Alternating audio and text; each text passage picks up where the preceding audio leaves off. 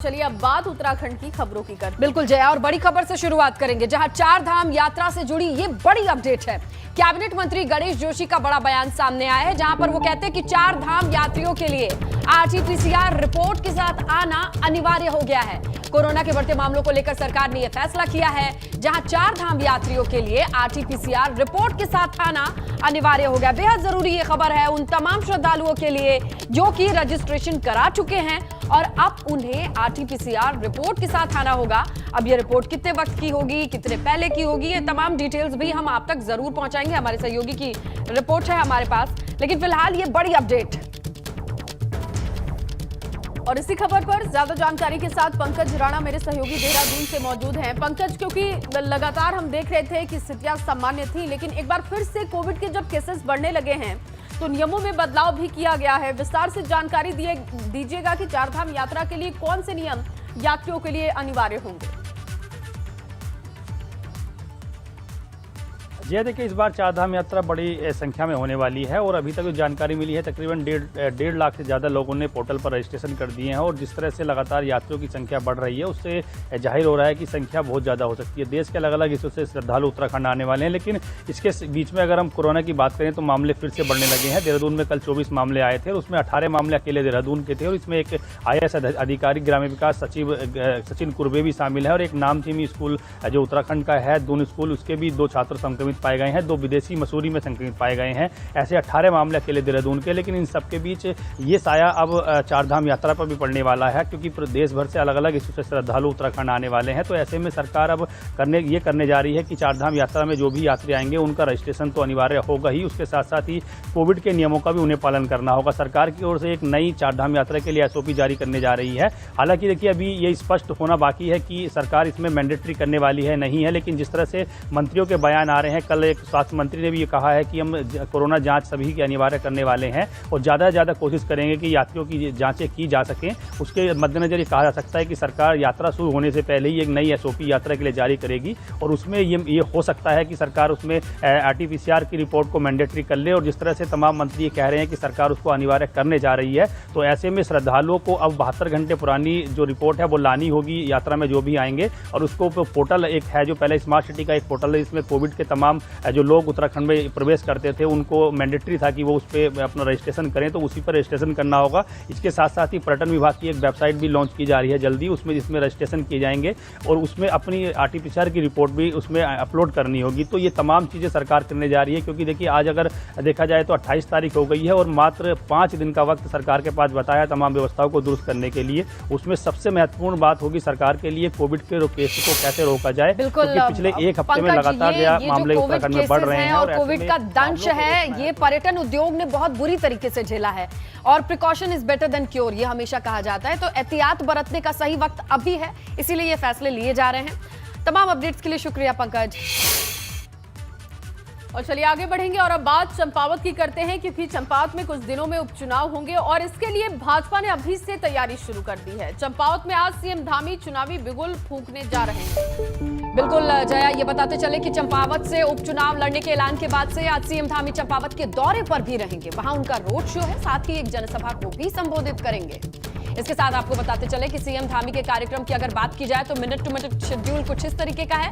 10:30 बजे चंपावत के बनबसा पहुंचेंगे वो, वहां से बनबसा से टनकपुर रामलीला मैदान में एक रोड शो करेंगे, जिसके बाद मुख्यमंत्री टनकपुर रामलीला मैदान में आयोजित एक जनसभा को संबोधित करेंगे। तो लीजिए, न सिर्फ चंपावत पहुंचने की खबर है बल्कि मिनट टू मिनट शेड्यूल भी आ चुका है, आप स्क्रीन पर देखिए। वही स्थानीय कार्यकर्ताओं से मुलाकात भी करेंगे CM धामी और दोपहर 3:30 बजे टनकपुर से देहरादून के लिए रवाना हो जाएंगे।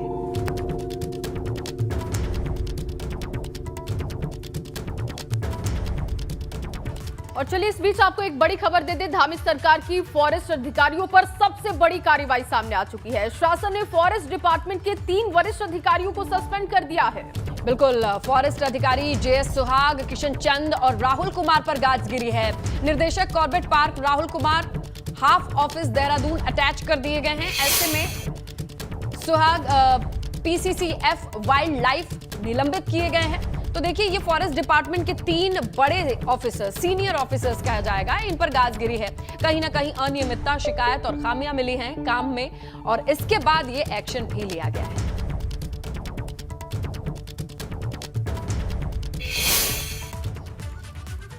आगे बढ़ते हैं, और एक तरफ 3 सीनियर ऑफिसर्स को सीएम ने सस्पेंड किया है, तो दूसरी तरफ वन मंत्री सुबोध उनियाल ने देहरादून में बैठक के दौरान अधिकारियों को जमकर फटकार लगाई है। बिल्कुल, और लगातार कार्रवाई हो रही है। और इसी बीच देखिए, जंगलों में लग रही आग को लेकर वन मंत्री सुबोध उनियाल ने फॉरेस्ट डिपार्टमेंट के सभी अधिकारियों के साथ बैठक भी की। बैठक की तस्वीरें भी आप देख रहे हैं। इस दौरान उन्होंने जंगलों में लग रही आग को लेकर अधिकारियों को फटकार लगाई है, क्योंकि कड़े कदम नहीं उठाए जा रहे हैं। और इसका खामियाजा ये है कि वन संपदा लगातार खत्म होते जा रही है, वन संपदा को नुकसान पहुंचते जा रहा है। बिल्कुल जय, और इसी के साथ सुबोध उनियाल ने यह भी कहा कि अपने क्षेत्र में वनाग्नि के जो मामले हैं, अधिकारी उन पर न सिर्फ नजर रखें बल्कि उसे नियंत्रित भी करें। और वहीं देहरादून में पर्यटन मंत्री सतपाल महाराज बीकेटीसी के कर्मचारियों पर भड़क उठे। दरअसल सतपाल महाराज ने कर्मचारियों को हड़ताल न करने की सख्त हिदायत दे डाली। बिल्कुल जय, और उन्होंने ये भी कहा कि 4 धाम यात्रा सीजन में कोई भी कर्मचारी कोताही ना बरते। सतपाल महाराज ने कर्मचारियों को साफ हिदायत दी है कि वो हर हालात, कैसी भी कंडीशन हो, फोन जरूर उठाएं। फोन का रिस्पांस नहीं करेंगे तो कार्रवाई जरूर होगी।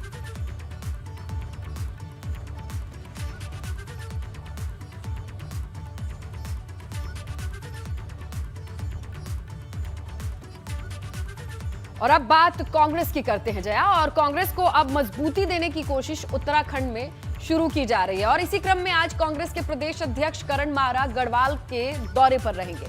और आज से 9 मई तक करण माहरा गढ़वाल के दौरे पर ही होंगे। गढ़वाल में वो पार्टी को मजबूत करेंगे। कांग्रेस के प्रदेश अध्यक्ष करण माहरा आज से 9 मई तक गढ़वाल में मसूरी, नैनबाग, पुरोला और बड़कोट के दौरे पर होंगे और पार्टी को मजबूत करने का काम करेंगे।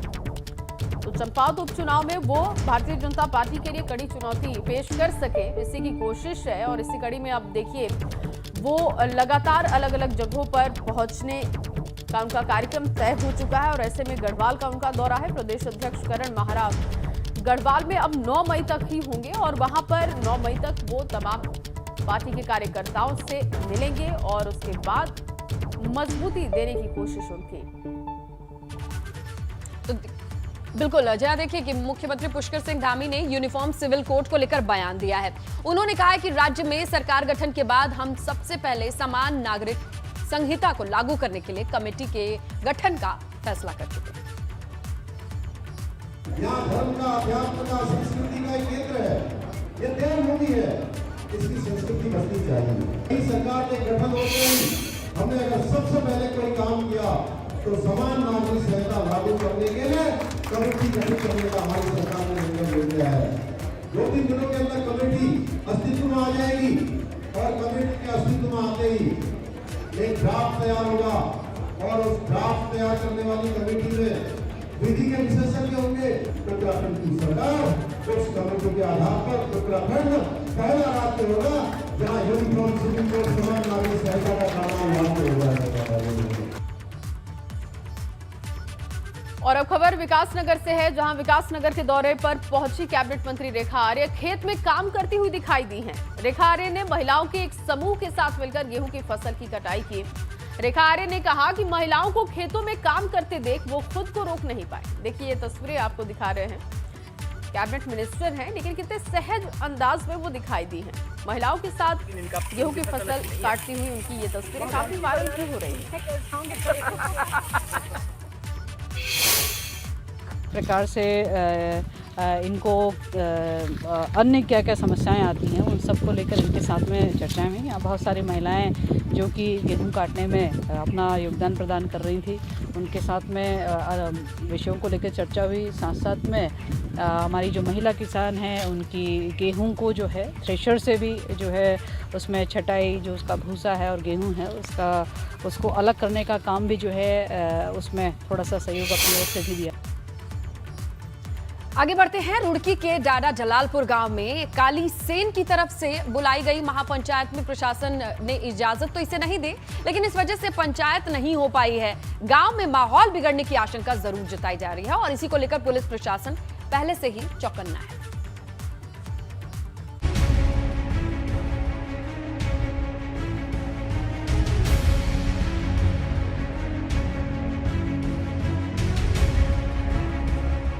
हर तरफ पुलिस की पैनी नजर, जमीन से लेकर आसमान तक कड़ा पहरा। रुड़की के डाडा जलालपुर गांव में बुलाई गई महापंचायत से पहले ही पुलिस गांव के चप्पे चप्पे पर मुस्तैद हो गई है। पंचायत करने की इजाजत नहीं थी, इसलिए गांव को छावनी में तब्दील कर दिया गया। कोई बाहरी व्यक्ति बेवजह गांव में दाखिल न हो, इसलिए पुलिस कड़ी निगरानी रखे हुई थी। हनुमान जयंती पर हुए विवाद के बाद गांव में वैसे ही तनाव की स्थिति है। हालात धीरे धीरे सुधर रहे हैं। प्रशासन नहीं चाहता कि गांव में फिर से कोई नया विवाद हो। किसी भी महापंचायत को आयोजित करने की कोई परमिशन सीक नहीं की गई थी डिस्ट्रिक्ट एडमिनिस्ट्रेशन से, खासकर उस स्थिति में जबकि कल मॉर्निंग में ही यहाँ पर धारा 144 इम्पोज कर दी गई थी। ऐसी स्थिति में नियम ये होता है कि कोई 5 या 5 से अधिक व्यक्ति इकट्ठे नहीं हो सकते हैं और भी उसमें कंडीशंस होती हैं, और अगर कोई आयोजन करना चाहता है तो उसको जिला प्रशासन से इसकी विधिवत अनुमति लेनी होती है और अनुमति के समय डिफरेंट टर्म्स एंड कंडीशंस उसमें लिखी जाती हैं। लेकिन इस आयोजन के लिए कोई भी अनुमति नहीं ली गई। ऐसी स्थिति में कोई भी आयोजन बिना अनुमति के किया जाना संभव ही नहीं था, तो एक तरीके से आप मान सकते हैं कि वो प्रतिबंधित हो। काली सेना की तरफ से ढाडा जलालपुर गांव में महापंचायत करने का ऐलान किया गया था। माहौल बिगड़ने की आशंका थी, इसलिए पुलिस ने महापंचायत की इजाजत नहीं दी थी। 144 के बाद कुछ ऐसी हम लोगों को सूचना मिली थी कि कुछ लोगों के द्वारा टेंट लगाने का प्रयास किया जा रहा है। उसको मौके पर पहुंचकर सर्कल अफसर उनकी टीम ने तुरंत वहां से सारा सामान हटा दिया गया। कुछ प्रिवेंटिव अरेस्टिंग की गई थी। उस अरेस्टिंग के बाद अब चीज़ें बिल्कुल सामान्य है। फोर्स हमारा पूरी सभी जगह पर तैनात है। महापंचायत से पहले ही काली सेना के मुख्य संयोजक आनंद स्वरूप को पुलिस ने हरिद्वार में हिरासत में ले लिया। पुलिस हमसे इतनी क्यों डरी हुई है, प्रशासन इतना क्यों डरा हुआ है, और इस हिंदुओं से ही क्यों डरता है इतना? भी थोड़ी दिन पहले मुसलमानों की पंचायत उस गांव में हो गई। बाहर से 20-25 रोहिंग्या नेता उस गांव में आकर के संबोधित कर गए, वो डीजीपी से मिल लिए। लेकिन हमारे लोगों को लेकर के इतना पुलिस सतर्क है। हम कभी इस तरह का हिंसात्मक कार्रवाई नहीं किए, आतंक नहीं फैलाए। बस ये बार बार कहता हूं कि हम जैसे को तैसे हैं। अच्छी बात है। पुलिस प्रशासन के साथ ही खुफिया तंत्र हालात पर नजर रखे हुए है। महापंचायत को तो होने से रोक दिया गया, मगर आने वाले दिनों में ये मामला कैसे शांत होगा, ये बड़ा सवाल है। एबीपी गंगा के लिए रुड़की से विनीत त्यागी के साथ हरिद्वार से रोहित सिखौला की रिपोर्ट।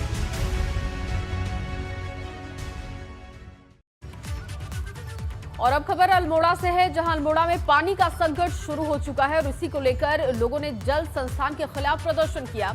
लोगों का कहना है कि कोसी बैराज से पानी होने के बावजूद पेयजल की किल्लत बनी हुई है। कोसी बैराज में पानी होने के बावजूद पानी की किल्लत है और इस बात से इनकी नाराजगी है। इसी को लेकर उन्होंने विरोध प्रदर्शन किया। चलिए खबरों में आगे बढ़ते हैं। रायबरेली से खबर है, जहां गैस के रिसाव से लोगों में हड़कंप है।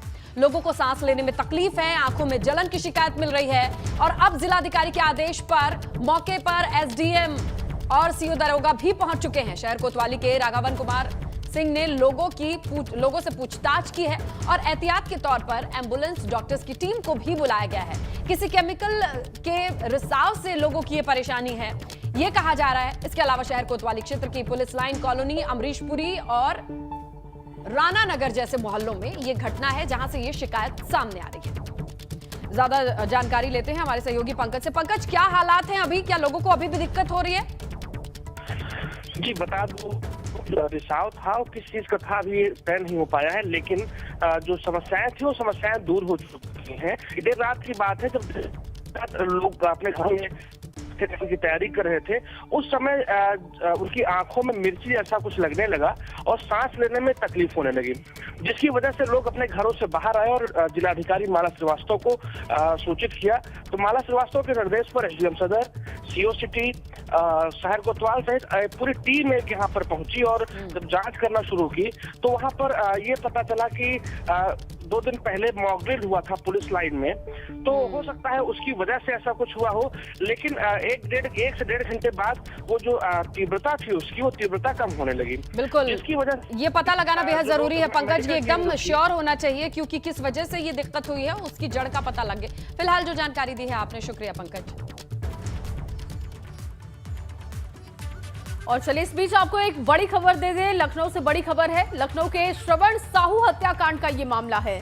तत्कालीन एसएसपी मंजिल सैनी लापरवाही के दोषी हैं। लखनऊ के तत्कालीन डीएम जीएस प्रियदर्शी भी लापरवाही के दोषी हैं। सीबीआई ने अपनी जांच में एलआईयू के तत्कालीन सीओ एके सिंह को भी दोषी माना है। इसके साथ ही सीबीआई की जांच में तीनों अधिकारियों को लापरवाही का दोषी पाया गया है। सीबीआई की स्पेशल क्राइम ब्रांच ने राज्य सरकार से कार्रवाई की सिफारिश भी की है और हाई कोर्ट के आदेश पर श्रवण साहू हत्याकांड की जांच कर रही है सीबीआई।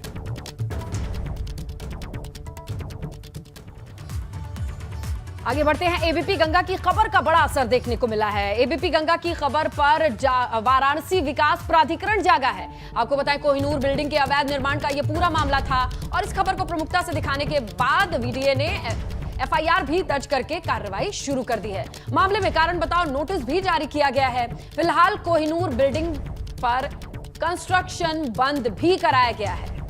तो ये बड़ी खबर, जहां एबीपी गंगा ने प्रमुखता से इस खबर को दिखाया, इसके बाद प्रशासन जागा है। पहले तो कंस्ट्रक्शन रुकवाया गया और उसके बाद कारण बताओ नोटिस भी जारी कर दिया गया है। और अब बड़ी खबर आपको नोएडा से दे दे। बिजली विभाग की बड़ी कार्रवाई हुई है। बिजली विभाग ने 345 उपभोक्ताओं के काटे हैं बिजली कनेक्शन। ये बड़ी कार्रवाई हुई है। 10,000 से ज्यादा बकायेदार उपभोक्ताओं पर कार्रवाई ये हुई है। मुख्य अभियंता वीएन सिंह के नेतृत्व में अभियान चलाया जा रहा था। बिजली बिल वसूली के लिए यह अभियान चल रहा था। पहले से नोटिस भी दिया गया था, लेकिन जब बिल जमा नहीं किया गया तो देखिए बकायेदारों पर कार्रवाई की गई है। 345 ऐसे नंबर्स हैं, ऐसे लोग हैं जिन पर यह कार्रवाई हुई है। वीएन सिंह के नेतृत्व में लगातार अभियान चल रहा था। और अब बात करते हैं सीएम योगी की, जहां सीएम योगी आज छात्रों को स्मार्टफोन बांटेंगे। सीएम योगी आज लखनऊ में शकुंतला मिश्रा यूनिवर्सिटी के स्टूडेंट्स को ये स्मार्टफोन देंगे। और दिव्यांग जन कल्याण विभाग के कार्यक्रम में सीएम शामिल होने वाले हैं, जहां तकरीबन 826 छात्रों के स्मार्टफोन वितरण का कार्यक्रम है। इसके अलावा वहां पर एक नए भवन का शिलान्यास भी मुख्यमंत्री योगी आदित्यनाथ करने वाले हैं। तो आज क्या सीएम का कार्यक्रम होगा, उसकी जानकारी आपको दे रहे हैं। सीएम योगी आज स्मार्टफोन बांटेंगे। 826 छात्रों को वो स्मार्टफोन देंगे।